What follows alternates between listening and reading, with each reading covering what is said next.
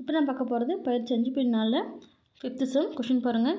y² = 8x என்ற பரவளையத்திற்கு t = 2 இல் தொடுகோட்டு சமன்பாடு காண்க.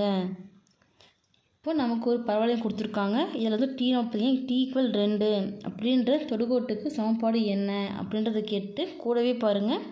இதுக்கு வந்து துணை அலகுக்கான வடிவத்தை அப்ளை இதெல்லாம் பயன்படுத்த சொல்லியிருக்காங்க.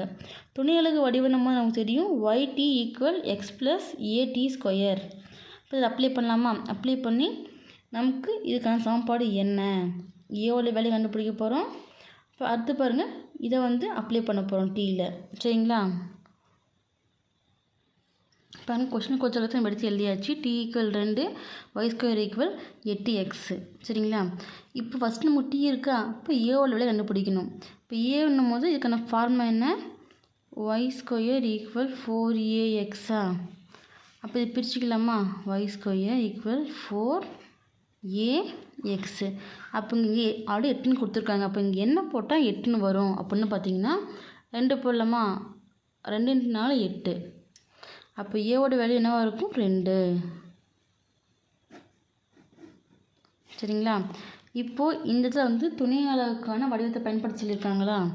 அப்போது துணை அலகு வடிவம் அப்படின்னும் போது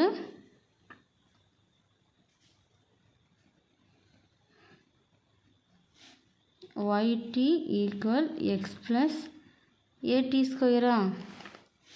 அப்போ y = t ஓட வேல்யூ 2 = x × a ஓட வேல்யூ 2, t பார்த்திங்கன்னா 2. இங்கே ஸ்கொயருக்கு இப்போ ஸ்கொயர் போட்டுக்கலாம். இப்போ 2y 2 இருக்குது. அப்போ 2yன்னு வருமா? Plus x = x plus 2. 2 square இருக்குது. 2 ஸ்கொயர் 2 × 2 4. அப்போது 2y = x + 2 × 4 8.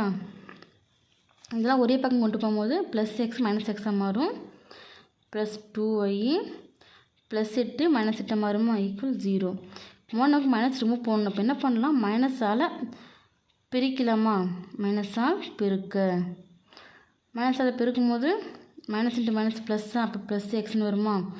Minus into plus மைனஸா? மைனஸ் 2yன்னு வருமா? மைனஸ் இன்ட்டு மைனஸ் ப்ளஸ்ஸா? ப்ளஸ் 8ன்னு வருமா? நமக்கு தேவையான சமன்பாடு x - 2y + 8 = 0.